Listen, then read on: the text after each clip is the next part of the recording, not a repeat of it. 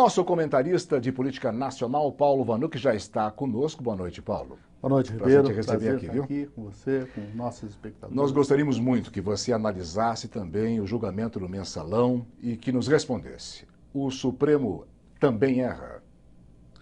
Ribeiro, o Supremo erra sim. O Supremo ele é formado de pessoas humanas, as pessoas humanas erram.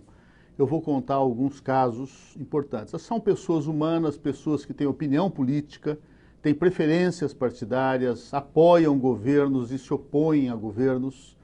E nesse sentido, eu já comentei aqui várias vezes, cometeu um gravíssimo erro dessa superposição. Eu poderia repetir o Roberto Gurgel na frase a mais atrevida. Eu diria a mais atrevida invasão que o Poder Judiciário já fez na sua história, nas vésperas de uma disputa eleitoral. É um poder interferindo sobre a decisão dos dois outros poderes. Podia ter julgado antes, podia julgar depois, com os rigores da lei.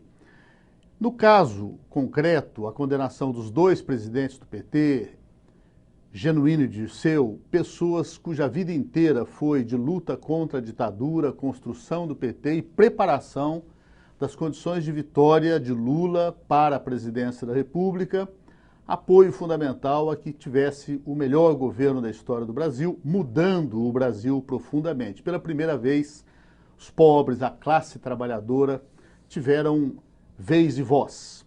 E nesse sentido, membros do Judiciário podem não gostar disso. Eu não estou avaliando os 38 réus, não estudei todos os casos, não sei se errou em todos os casos, mas dos dois casos que eu conheço profundamente, estudei bastante, errou.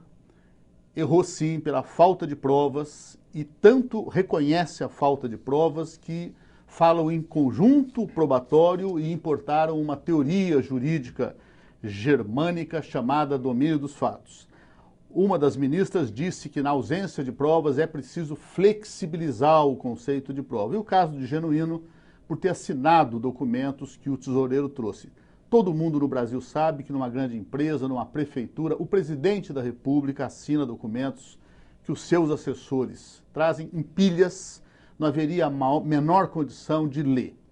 Se o Supremo erra, eu lembro que o Supremo do Brasil errou. Por exemplo, 1936, preso em março, Luiz Carlos Prestes, o maior líder político do Brasil naquele momento, o Cavaleiro da Esperança, junto com sua companheira Olga Benário. Já deu livro de Fernando Moraes, já deu filme, que muitos viram. A companheira Olga, alemã, comunista, estava grávida de ambos. E nesse sentido, a ditadura de Hitler pediu a extradição e a ditadura de Vargas autorizou. O Supremo Tribunal convalidou essa decisão numa mancha para o resto da sua história. Ela ficou 6 anos submetida a cruéis torturas no campo de concentração, era comunista e judia e foi morta em 42.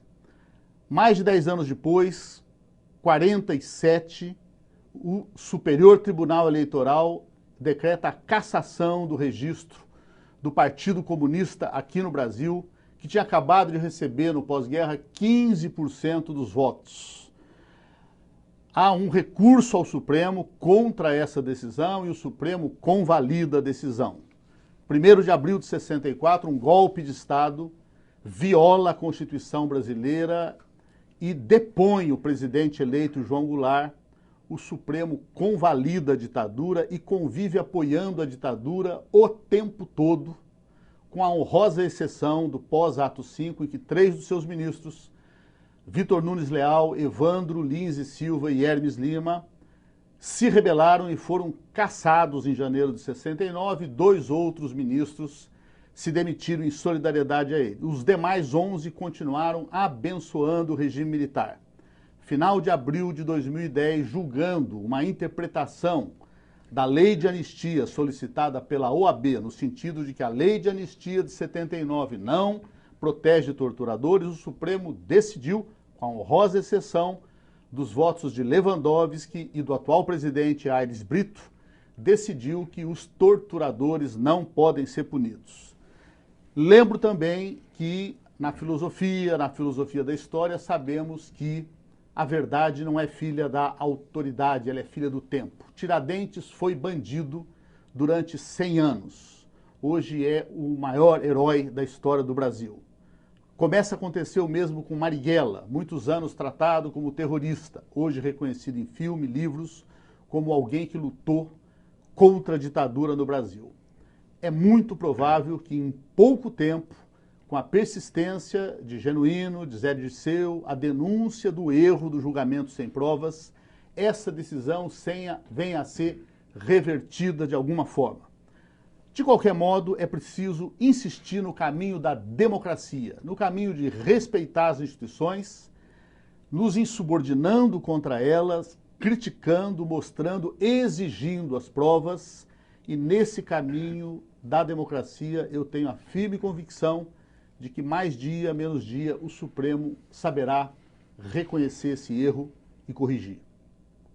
Muito obrigado, Paulo, pela sua presença mais uma vez, extremamente esclarecedora para todos nós. Boa noite. A gente se encontra na próxima quarta-feira. Até a próxima Ou até mesmo antes. Ou até mesmo antes. Em sessão extraordinária. Valeu, Paulo. Um abraço.